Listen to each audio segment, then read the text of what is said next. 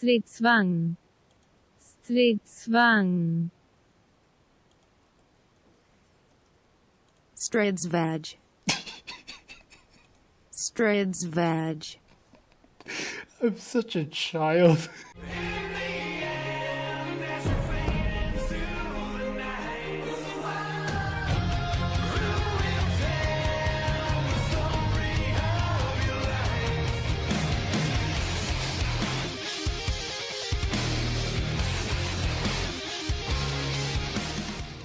Welcome back, folks, for a new episode of Leaked. And today we'll cover the Stridsvagn M42-57 Alternative A2 variant. So this is going to be a premium tier 6 Swedish medium tank. And that's right, we're having the Swedish first, rather than the Polish. So this is very surprising and coming out of the left field, but you take what you can get. So no European tech tree, but as preceding with the Swedish tech tree, you have a premium tank. So like the Czechoslovakians, like the Japanese heavy tanks, the Japanese medium tanks, you will have a premium tank preceding the introduction of the whole line of Swedish medium tanks. So we're having Swedish mediums. So, I guess that's okay, but it's always medium tanks. It's never tank destroyers or artilleries. Sam's advocating for artillery, but yeah, it's always mediums because mediums were the most common, so I guess that's okay. Now, patch 9.15.1 test server was live since yesterday, but everybody's focusing on the sandbox, so nobody's talking about it. But on the test server, you have the batch at 25T AP replacing the Lorraine 40T for the tier 9 French medium tank spot. Already covered that vehicle with a leak episode around like 4 months ago, but did not like that tank, so I don't know about the switch, but they should buff it. As for the rest of the patch, it's mostly audio fixes and HD reworks, and that's pretty much it. This vehicle should be introduced in patch 9.16 with a global rebalance, if that ever comes out, but that should be planned around August of this year or late summer. So that's the itinerary. But for this vehicle, it's like a Skoda T40 in sense of excitement. So it's not that exciting. But here's a little history about the Swedish and their tank development history. So Sweden was neutral during World War II, but the main reason for that is because Germany was a large buyer of their iron export, so they need the business. But during the same time, they also had a lot of information transfer, or secret information transfer, with the Allies, so information sharing, or secrets, spies, whatever. And they save a few refugees, like the Jewish and other, from like Russia or other stuff. So they were doing both parts in the war, but they remain neutral, so they stay out of it. But most of their tank designs came from the Czechoslovakians. So some tanks like the Stridsvagn M41 was based on the Czechoslovakian Lvkan Vizor 38, the Panzerkampfwagen 38T. So a lot of their earlier tanks were based on Czechoslovakian designs, and later on they had bought a few tanks from the British, namely the Centurions and the Leopard 2A4 and A5 from Germany. So most of their tank designs were by themselves-ish, so not that massive of tank designs like the Russians or the Americans, but they're mostly focusing on themselves, so pretty much that's their history. But for this version of the tank, the Stridsvagn M42-57 Alternative A2 is an upgrade. So they're trying to upgrade the Stridsvagn M42 after the war, and they saw that the Russians were competing against the Allies and likely going to have the breakout of the Cold War, so World War III. They want to upgrade their armor units, so they want to upgrade the Stridsvagn M42 rather than buying all of Centurions or AMX-13s, so that's expensive. So this is one of the modifications for the Stridsvagn M42, and it's basically fitting an AMX-13 turret, oscillating turret, onto their own Stridsvagn M42, and that's the modification. It did not work out so well because the cost, they were concerned about the cost, and this idea was scrapped. So it was a paper tank, but I guess that's fine. So here you can see the timeline of the Stridsvagn. The Stridsvagn basically means tank in Swedish. So yeah, it's a long word for a tank. Unlike the Americans who use the word tank, the British tank, the Russians tank, which is tank. The French use char, chasseur de chars, hunter of tanks. So chars is simple, but the Germans have Panzerkampfwagen. So that's a long word. And Stridsvagn, which is the Swedish word for tank. So basically just tank M42, alternative A2 variant. But that's pretty much it.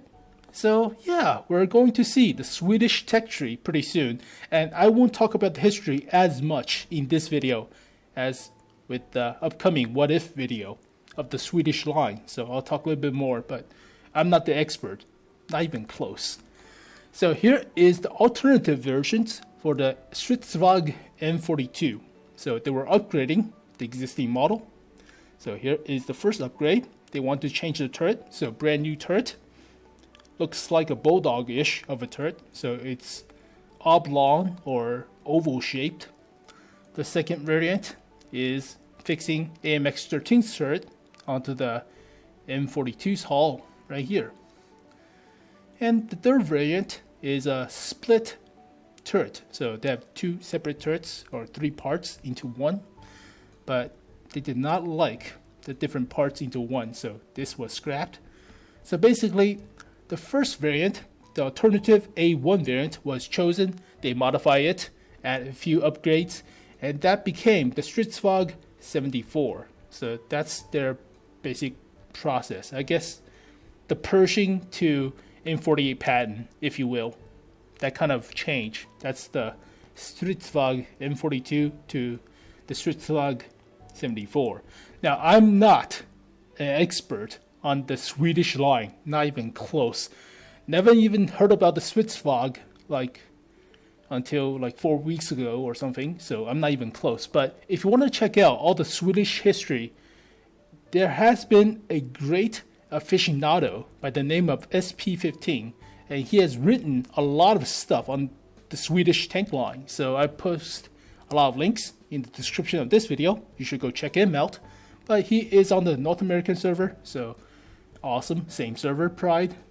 Awesome. But yeah, I'm not even close to understanding the history or blueprints of the Swedish. So yeah, I'm just rank amateur, filthy casual. But here is the in-game models of the Stridsvagn M42A2. I'm just going to call it that. So AMX-13 turret with their own variant of the high-velocity 75mm anti-aircraft gun modified for a tank purpose onto their M42 chassis. So this M42's chassis was based off Czechoslovakian design. So initially, a lot of stuff were based off Czechoslovakians. They modified it. So this is the result. In layman's term, this is basically a large AMX 1375. Very large. So is it interesting? I mean, I want to see the Sherman tank with the AMX 13's turret. I forgot what the name of that thing is called, but it could be the Israelis. I mean, they had one. So introduction of the Merkava, I doubt it. But here are the in-game models of this vehicle with HD render. So, AMX-13's turret onto a pretty ghetto chassis, I believe, because it looks round, well, not that aerodynamic, so pre-war-ish of a design. But it looks a lot like the KV chassis, like a miniature KV chassis, because this bulge, like the KV4s-ish. But it's okay, I guess. It's not that big. So the AMX-13's turret is not that large. So this vehicle is rather about okay-ish in size. So I guess it's a decent size for a medium tank. And here are the collision models. So this tank doesn't have that much armor.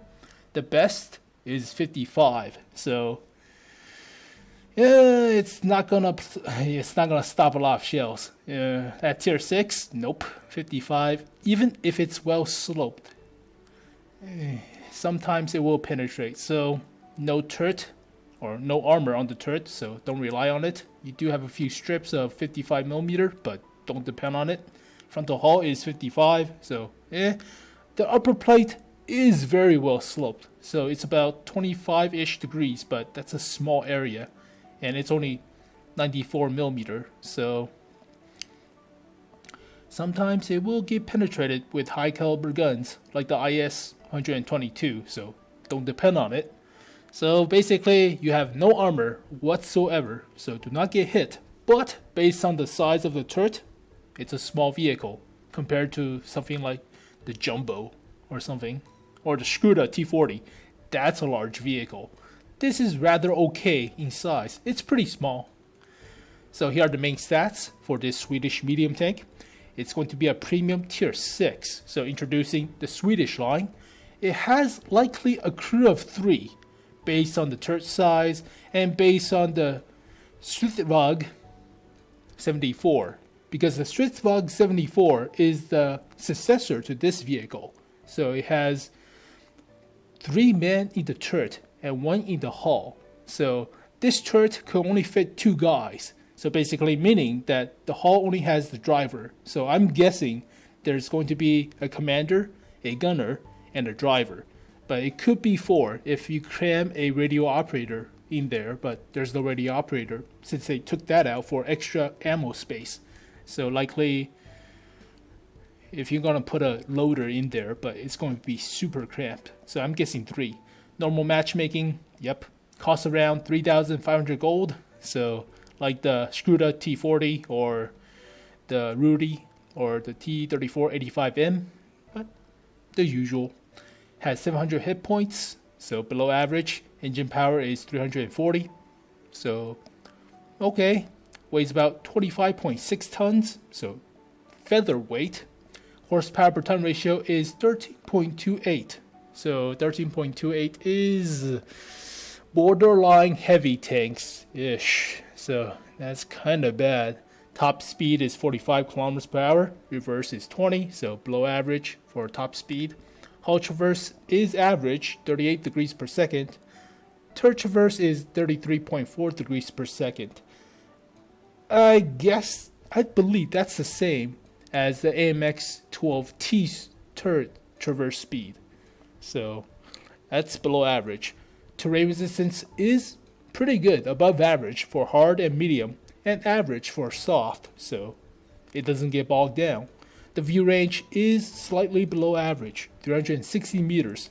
The radio is crap, 400 meters. So it's kind of blind and it's super deft. So this radio, it looks Russian. 400 meters of radio range means no artillery support from across the map, and you have to be very close in the front lines with your heavy tanks. So hull armor is 55 at the front, 33 at the sides, 40 at the rear. Turret armor is 40 at the front, 20 at the sides, 20 at the rear. So basically light tank-ish levels of armor.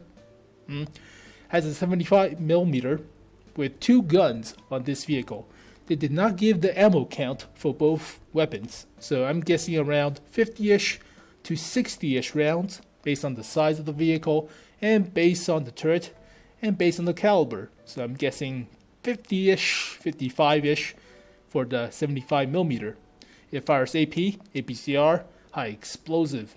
So penetration is above average, 148mm for AP and 207 for APCR. So that's quite good. The alpha is average, 150, so decent. But take a look at the autoloader. So 3-round clip, that's half of the AMX-12T. Rate of fire is way below average, so bad. DPM is 1,373. The average is 1,890-ish or something. So that's very bad. It takes about 16 seconds for the drum or clip to reload. It takes 2 seconds between each shot. So it's not the Strv T25-ish levels of fast firing 75mm, but it has a lot more alpha, like 20 more alpha. So that's the trade-off.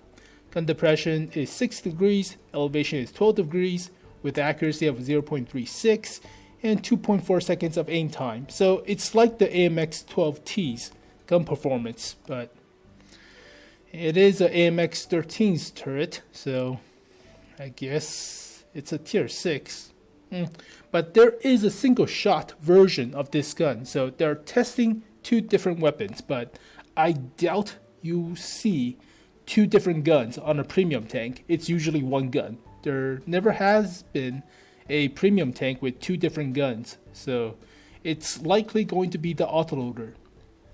Likely, but there's a single shot version with better DPM, so 1,671 with better accuracy, 0.336 and 1.73 seconds of aim time. So this gun is rather okay, but if you want to play with the autoloader, expect crappy DPM. So here are the final thoughts and opinions about the Stridsvagn M42 version number 2. So yeah, I thought it was the Polish next, but as for this tank, it's the same as the way I felt about the Strv T40, which is meh.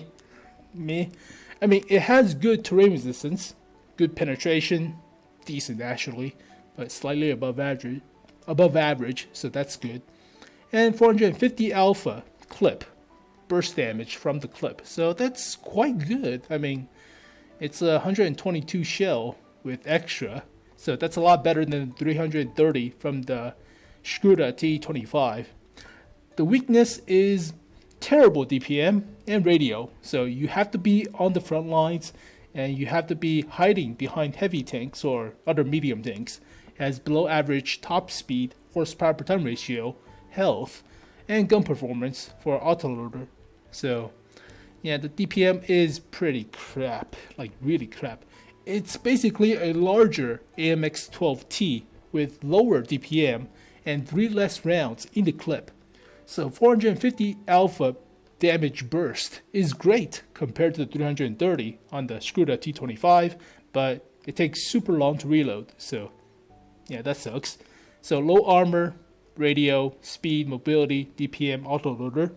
It's not exactly a slowish, heavy bursting autoloader like the T54E1, because that thing could clip out at around 1,600 damage, which is a lot. That's a tier 8 heavy tank for a tier 9 medium. That's crazy.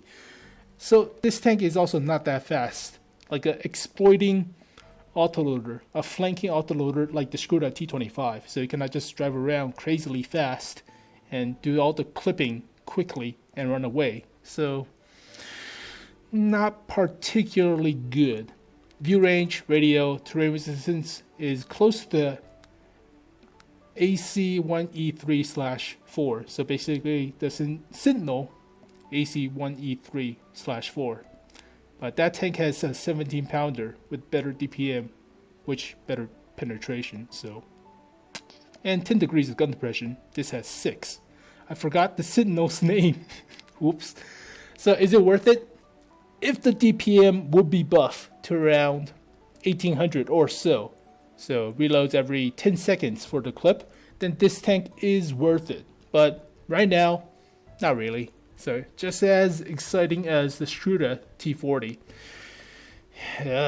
I mean, so I would say that this vehicle has a high skill cap because it's slow, it has no armor, and the DPM is low. So you have to time yourself when you should go flank and when you should unload the clip.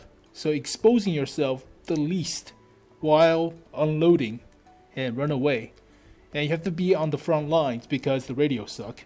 So it's a high skill cap vehicle, but the current DPM just really sucks. But If it had 1800 DPM with a 10-second reload for the clip, it's pretty good. It's alright.